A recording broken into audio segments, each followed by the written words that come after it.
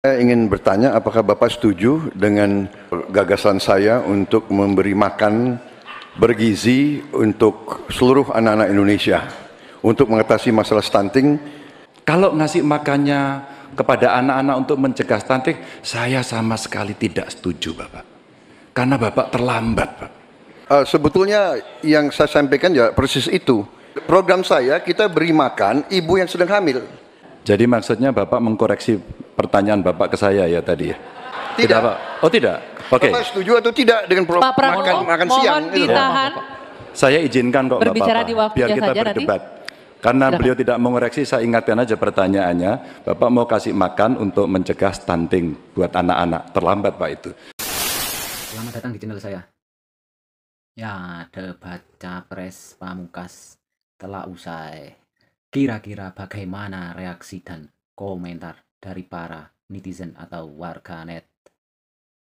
Seperti biasa, pasti akan banyak serang-serangan dari para netizen. Kira-kira di debat Pamungkas ini, kemanakah arah serangan dari para warganet? Mari kita saksikan bersama-sama. Langsung, cus. Oke, tanggapan singkat dari debat malam ini. Sepertinya Pak Prabowo tidak ingin mengambil resiko ya. Dia lebih ke setuju dan ya setuju gitu. Tapi ternyata masyarakat ingin dapat klarifikasi, ingin dapat penjelasan soal persoalan bansos yang sepertinya dipolitisasi dan percakapan itu dimulai oleh Ganjar Pranowo. Ternyata jawaban Pak Anies keren ya. Bansos itu untuk membantu yang diberi, bukan untuk membantu yang memberi gitu. Jadi kan membantu untuk yang memberi itu kayak menaikkan elektabilitas. Sesungguhnya fungsi dari bansos itu membantu yang diberi, bukan membantu yang memberi gitu. Dan perlu diketahui lagi, Pak Anies sudah benar-benar bagus ya memberikan tulisan bahwa bansos ini bukan dibiayai oleh gubernur, tapi dari APBD. Seperti yang kita lihat, bansos dipolitisasi. Kamu nanya, kamu bertanya-tanya. Biar aku kasih tahu ya, apapun pertanyaannya, jawabannya makan siang gratis. Nah, Pak, tolong dibedakan. Ibu hamil dan anak-anak itu berbeda. Gizi yang diterima ketika hamil dan sudah anak-anak itu berbeda. Tidak bisa disamaratakan. Bapak sebenarnya ngerti gak sih pertanyaan Bapak? Itu tuh program dari Bapak loh. Kok Bapak kesannya jadi bingung dengan program yang Bapak bawakan sendiri tentang makan gratis? Jangan-jangan program itu bukan original dari Bapak, tapi permintaan atau request atau dan lain sebagainya.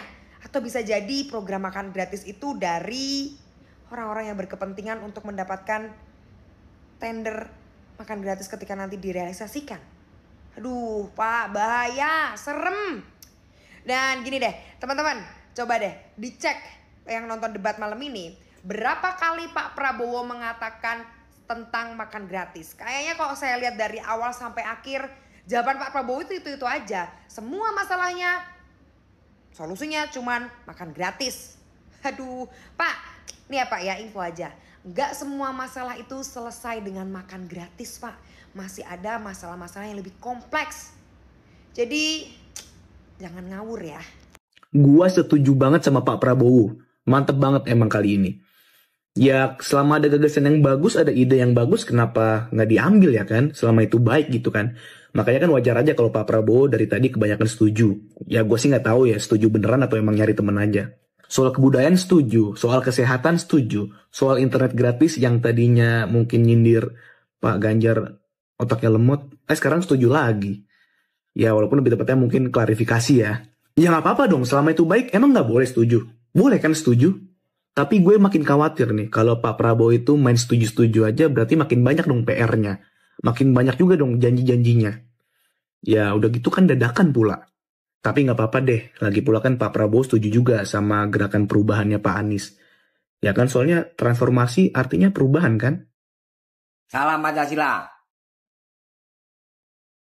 Jalannya debat pamungkas atau debat terakhir Capres tidak menarik. Ya, karena memang eh, semua mengikuti etika, tata krama, budaya. Jadi itu tidak menarik gitu. Ya bener nggak? Setuju nggak? Kalau baik-baik aja, damai-damai aja, nggak ada ketegangan dan lain-lain, itu rasanya tidak menarik gitu ya. Ini semua terjadi karena apa?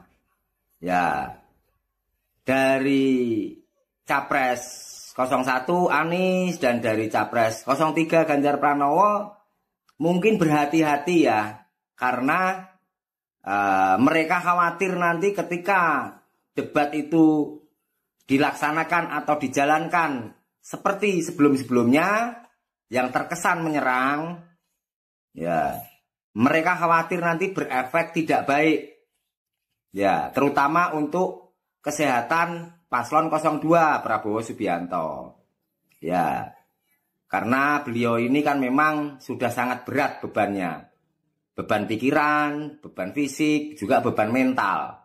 Ya, kenapa begitu? Karena memang ini pertarungan pilpres yang kesekian kali dari Prabowo Subianto. Ya, kalau kalah lagi kan malu, itu kan beban gitu. Ya, jadi saya rasa kalian semua setuju bahwa debat pamungkas atau debat terakhir itu tidak menarik. Ya. Acara debat udah tuntas, kirain bakal panas, ternyata pada lemas. Cuma 02 dan 03 doang tuh yang ribut-ribut program makan siang gratis sama internet gratis. Padahal kedua program itu udah dikerjakan sama Pak Anies selama di Jakarta. Pak Anies adem-adem aja, karena pernyataannya juga banyak disetujuin. Jadi ya mau gimana. Tapi buat closing statement Pak Anies dalam banget, Cok. Dalam, Pak. Kerasa lo sama saya. Makasih lo. Saya punya harapan baru. Semangat.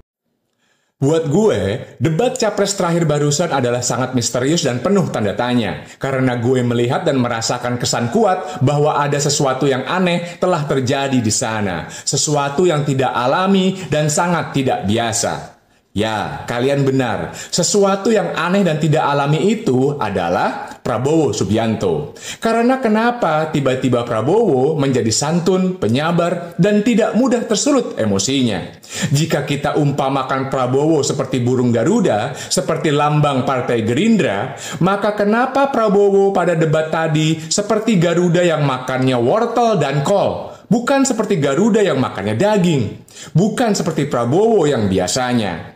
Kenapa Prabowo pada sepanjang debat selalu menyetujui semua pendapat Anies Baswedan? Dan puncaknya adalah pada closing statementnya Prabowo ketika beliau meminta maaf kepada semua capres dan juga KPU.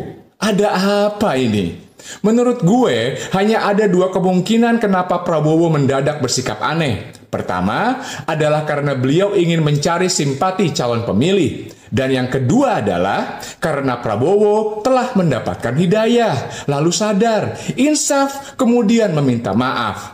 Mungkin hidayah juga yang barusan membuat Prabowo selalu setuju dengan semua pendapat Anies Baswedan.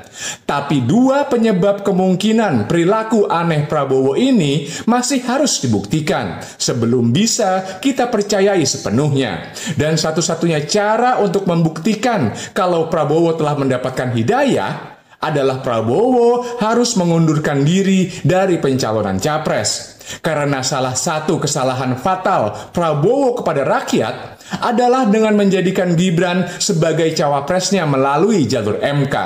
Jika memang benar Prabowo setuju dengan Anies Baswedan, seperti yang beliau lakukan di sepanjang debat tadi, maka artinya Prabowo setuju dengan ide perubahan dan menilai bahwa keberlanjutan itu adalah salah. Jadi apakah Prabowo hanya melakukan gimmick untuk mencari simpati rakyat atau Prabowo telah mendapatkan hidayah? Kita tunggu saja. Apakah Prabowo akan mundur dari pencapresan atau tidak? Salam semangat antites. Ternyata masih sama seperti biasanya. Tetap Pak Wowo yang diserang oleh para netizen. Kira-kira apakah ini pertanda kemenangannya atau pertanda kekalahannya? Silakan diskusikan di kolom komentar. Monggo para netizen. Ciao.